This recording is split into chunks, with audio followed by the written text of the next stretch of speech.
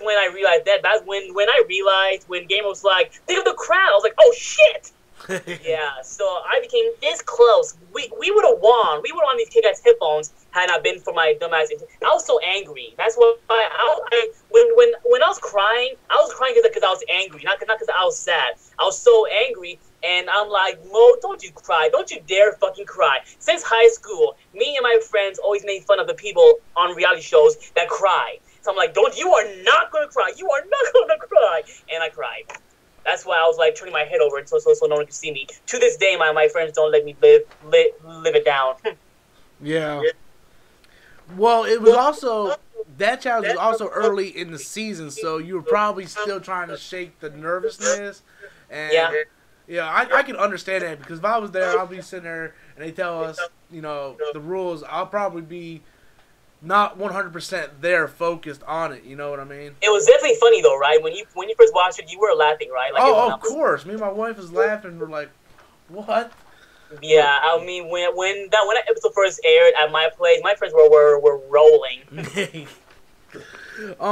The next question I'm gonna skip because we pretty much went over that. It was the big physique question. Go ahead and ask me anyway, because I still have a few things to say. Okay. How well did you get along with Big Physique? Did the camera portray him as a bad guy? Was he actually not as bad off camera as he was on camera, or was that just the way they shot him to make him look? Well, the first thing I want to say about him is that just to clear up all these rumors that I don't like reading, he is not a paid actor by Sony. He is not. Just because he was on The Sopranos and this and that as an extra, people are like, oh well, no, because he auditioned like every single one of us. I'm friends with the casting director back then, and he told me, yeah, he auditioned like everybody else. He chose to be the asshole. Like basically in episode 2, he just told me, you know what, I'm gonna be the asshole. I'm like, why? Because I don't know, I want to, because I'm that to me is being cool.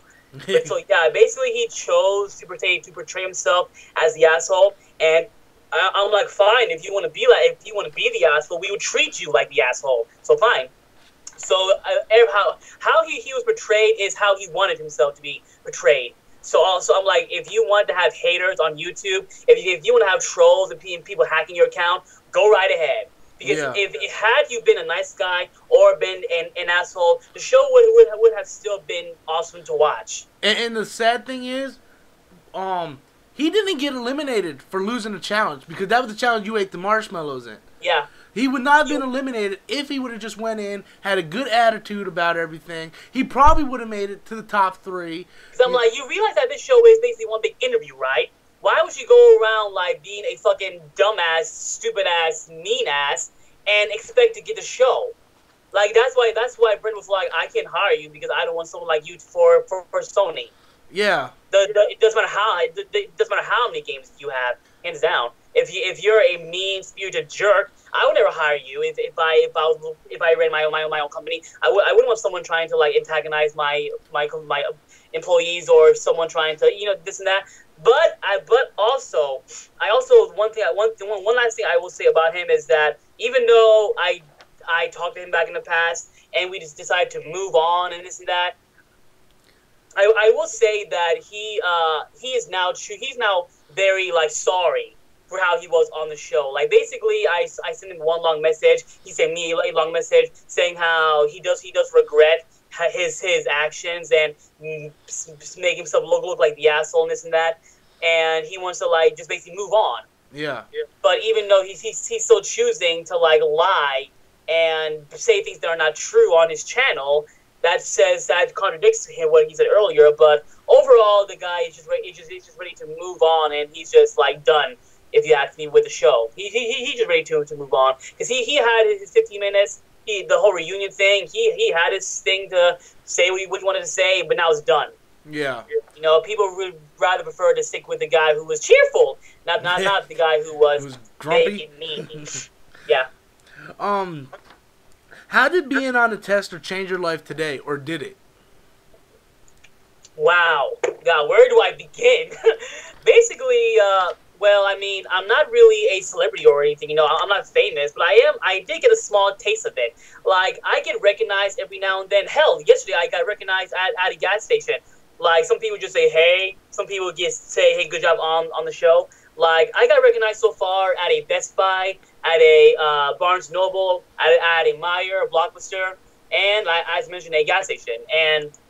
But when I went to E3 this year, oh my god, I didn't realize how popular I was until after I went to E3. Like, I could not take 10 steps without someone saying, oh my god, I'm on chocolate, blah, blah, blah. I'm like, I know what's up. I remember standing next to this escalator on the second floor, and there were people just, like, lined up. Like just saying hi to me or getting a picture or getting an autograph. And I was like, wow, am I that popular? Oh, cool. Like, two fans took me out for a lunch. They're like, I'm such a big fan, I have to buy you chocolate. I'm like, okay. not gonna say no to free food. Hell yeah. So yeah, like that, you know, that small taste of fame and running my own YouTube channel that has close to 2,000 subscribers. What else? Getting asked to do interviews by people like you, which is awesome. And I would say the biggest thing that changed me the most is that surprisingly, I have like females that like me now, that saw me on the show and send me a few friend requests. And me being the nice flirt that I am, I'm like, so I live right here. You want to come over here and I'll show you my chocolate? Something like that. But I'm just kidding. But now, like, there was this one girl that I met and we just started talking, and now we're a couple. That's Her name is Marissa. We've been talking since like last December when the show aired, and we've been chatting for like a good year now, and I would say we're a couple now. So Marissa, love you, baby. if you're watching this, babe.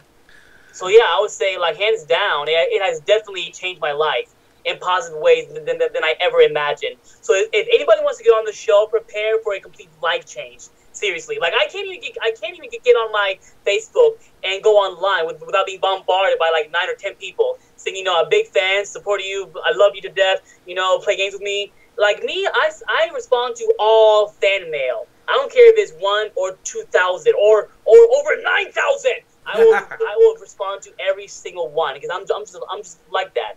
Hands down. And that's why I got the interview today. Yay! What advice would you give the listeners who wants to be on the tester? Well, season 3 actually just got done wrapping up. I believe season 3 will be airing in January, which I'm really looking forward to. And basically, I made a video on my YouTube channel just explaining my advice for everyone who wants to get on the show, for men and women, and just in general. I would mainly say is just be yourself. Just be yourself, guys. Like when I auditioned, like I was being myself. I was being loud and funny, quirky, humorous, witty, all that stuff. They want to see who you are as a person, not just as a gamer, but as a person as well. Because keep in mind, it is a reality show. They're not looking for hardcore gamers that have like level 30 trophies or platinum demon souls. Shout out to Samurai. Like, they want entertaining people. So if you think you're entertaining, if you think you're either the bitch or the funny guy or the competitive guy or the guy who cries or the alcoholic, they want to see it.